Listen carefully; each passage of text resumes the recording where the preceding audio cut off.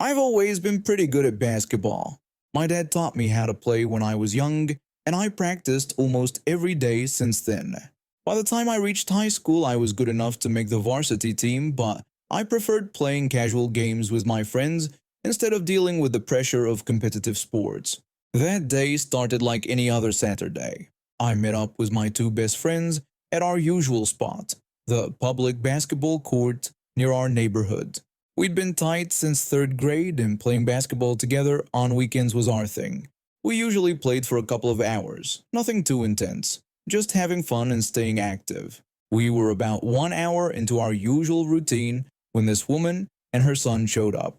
The kid looked around 13, and at first everything seemed normal. The kid approached us and asked if we'd be interested in playing a 2v2 match. I thought it was cool that he wanted to play with us older kids, so I agreed. One of my friends sat out while the other played with me against the kid and his friend who was already at the court. Now, I'm not trying to brag, but my friend and I were obviously better players.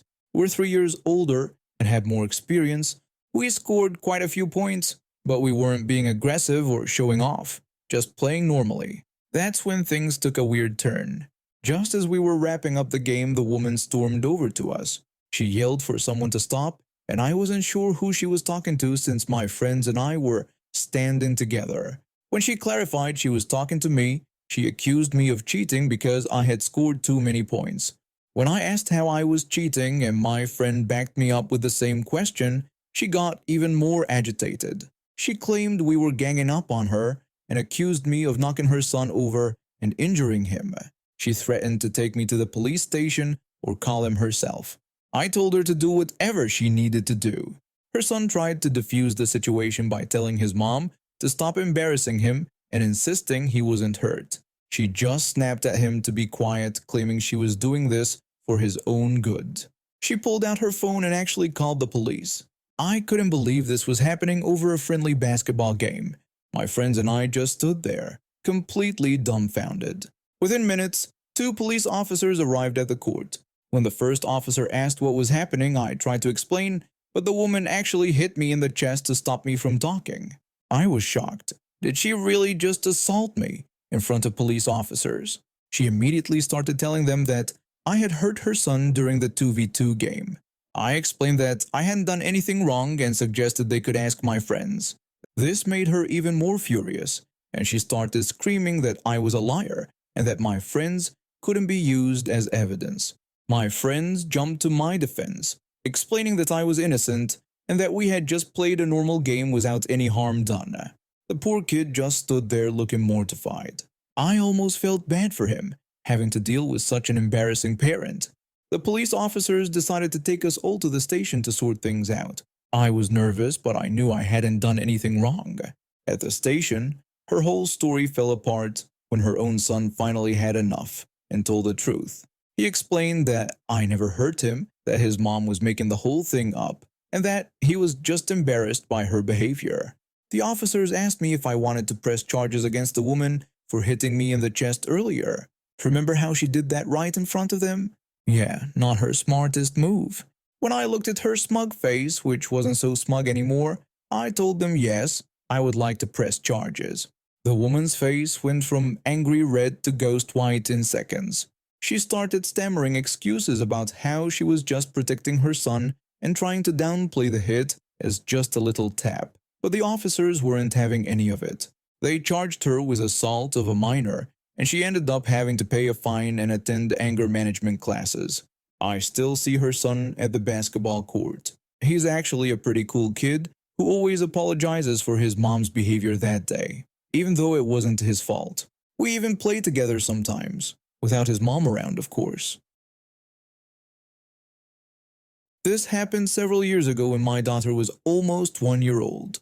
I was a first-time mom and absolutely cherished every moment I could spend with my baby.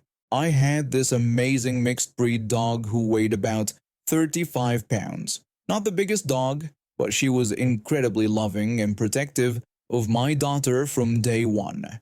That summer day started like any other. I had my daughter in her playpen outside under a big oak tree, keeping her safe from the sun while we played. My dog and I would entertain her by blowing bubbles. She loved watching our dog try to catch them in the air. After playing for a while, my daughter held up her empty cup. I told my dog to stay by the door and watch the baby while I went to refill it. Just as I was in the kitchen getting the juice, I heard the most terrifying sound. My dog making this horrific half bark, half growl before crashing through the screen door. My heart stopped. I ran outside to find the playpen flipped over my daughter, which turned out to be a blessing in disguise. A massive purebred dog had gotten into our yard and tried to attack my baby. My dog had managed to knock the playpen over my daughter, shielding her before engaging with the other dog. I grabbed a shovel from the back steps, ready to defend both my dog and daughter, but my dog was already chasing the bigger dog away. After quickly checking that my daughter was completely unharmed, I could still hear the fight continuing in the distance. I was terrified. This other dog was twice my dog's size, and I was sure I'd never see her again. I rushed inside with my baby and called a friend who lived in the direction the dogs had gone. 20 minutes of anxious pacing later, I heard scratching at my front door. There was my dog, tail wagging despite being covered in blood. After cleaning her up, I was amazed to find most of the blood wasn't even hers. She just had a few wounds on her shoulder and back. A couple hours later, after a vet visit confirmed she'd be fine, my friend came by to check on us. That's when he told me something surprising. The other dog's owner had to pick up his badly injured dog after someone recognized it. I couldn't believe my little mixed breed had won against a dog twice her size.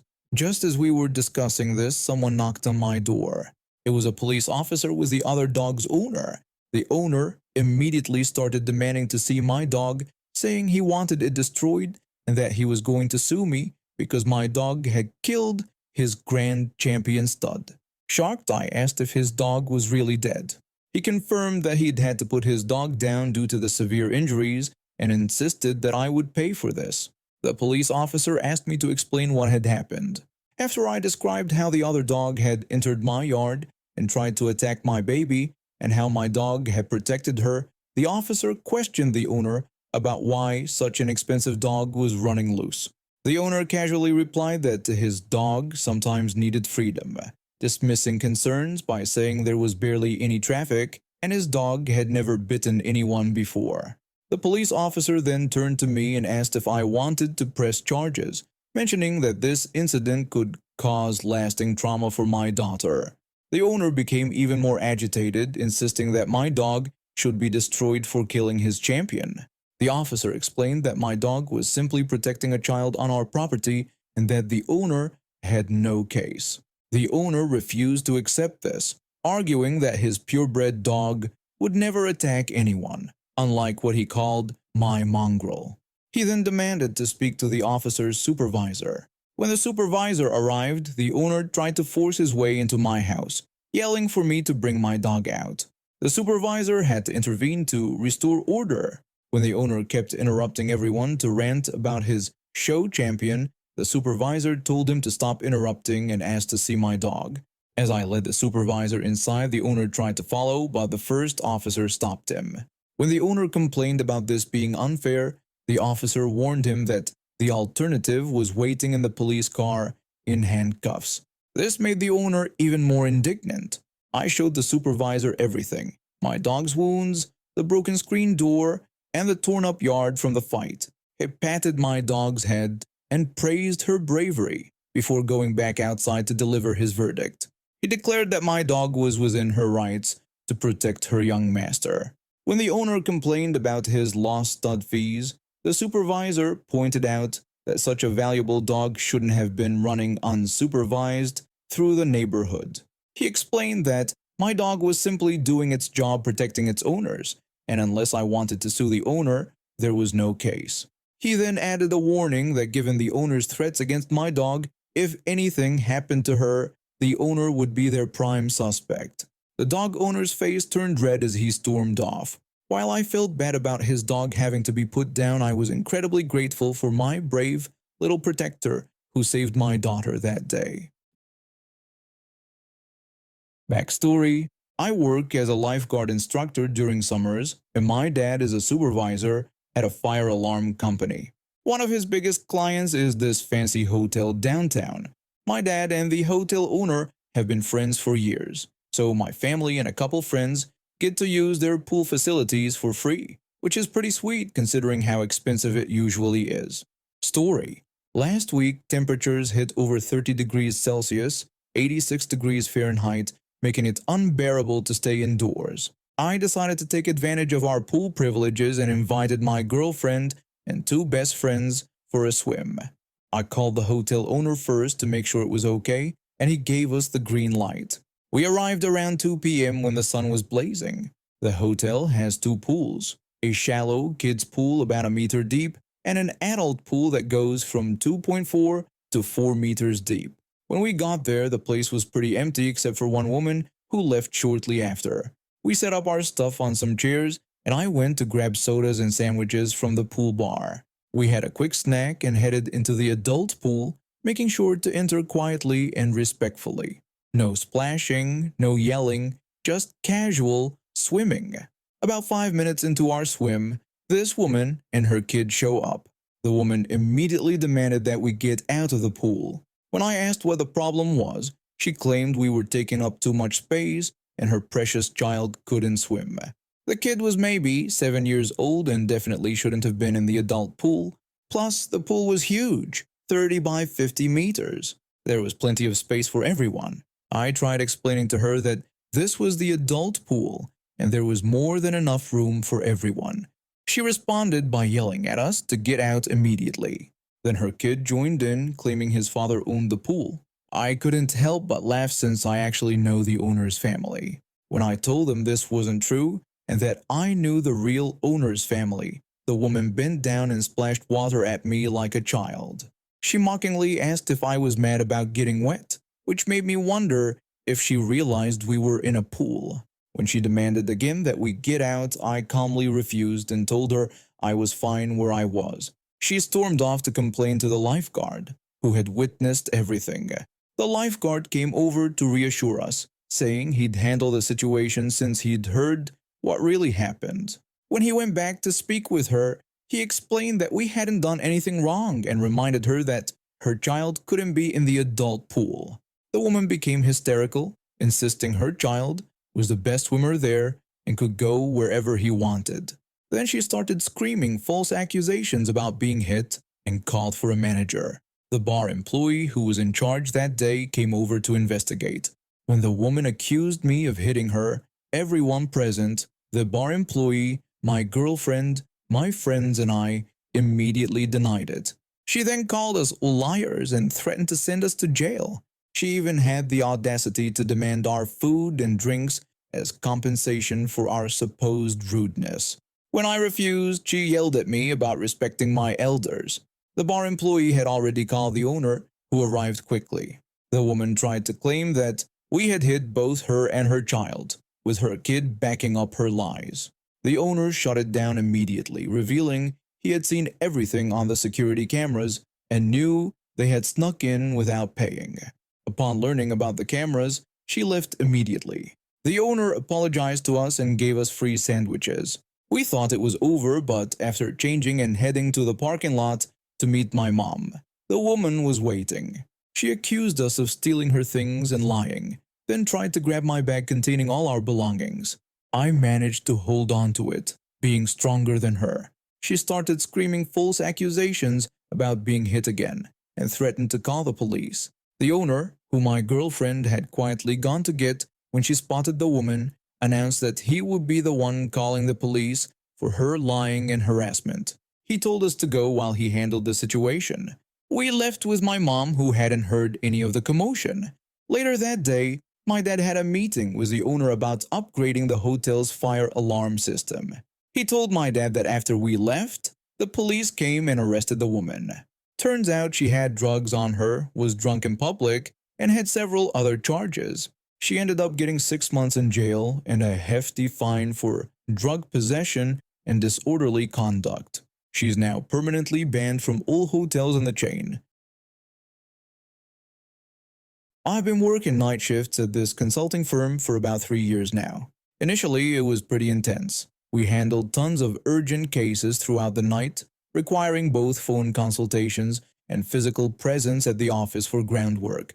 But recently, they changed our workflow, significantly reducing our caseload. Because of this and some staff shortages, they cut down to just 1 or 2 people per night shift. The way our time off system works is interesting. Even when you're technically off, you might get called in for emergencies. Our work is split into 2 main parts: handling urgent consultations over phone, email, and doing groundwork at the office. Pretty straightforward usually, but this week things got complicated. It started when I woke up feeling absolutely terrible. I'm talking high fever, throat feeling like sandpaper, splitting headache, the works. First thing I did was take a COVID test, which came back negative. Since I wasn't scheduled to work that day or the next, I figured I'd wait to see if I got better before bothering my supervisor. The next day, I was still sick but slightly less miserable. Being responsible, I decided to call my supervisor to let them know what was up. I explained my situation, telling them that while I was on time off and feeling unwell, I wouldn't be able to come in for groundwork if needed, but I could still handle any urgent consultations from home in case of an emergency. My supervisor immediately shot back that if I was sick, I needed to see a doctor and get a medical certificate since I could still be called in to work. I tried explaining again that this was exactly why I was informing them. I could still manage the consultation part if needed, just not the physical office work. But they wouldn't hear it, insisting that I needed to get a doctor's note if I was sick, saying it was protocol. Now here's the thing. I actually have this benefit where I can take sick leave without a doctor's note. I was planning to use that because I was starting to feel better and I knew I'd probably be fine to work tomorrow. Plus, I was scheduled as the only person on shift for several days this week. If I got an official medical certificate, it would probably put me out for the whole week, and I didn't want to leave my team in a bind. But my supervisor insisted. She absolutely would not budge on the doctor's note thing. Finally, I told them that if they insisted, I would go see a doctor right then. And wouldn't you know it, the doctor took one look at me and wrote me a medical certificate covering me for the entire week. Now my workplace is in complete chaos trying to find coverage for all my upcoming solo shifts. The only people available to cover are the higher-ups who usually just delegate everything to us. My team manager called me later that day. They asked if I really needed the whole week off, mentioning how short-staffed they were. I simply explained that I had tried to tell the supervisor I could handle the consultation work from home, but they had insisted on a doctor's note, and I was just following protocol as requested. Those higher-ups who usually act so important now have to actually work night shifts. Funny how strictly following protocol sometimes works out exactly how they don't want it to. I'm just here at home following doctor's orders and my supervisor's insistence on proper documentation while they scramble to cover all my shifts.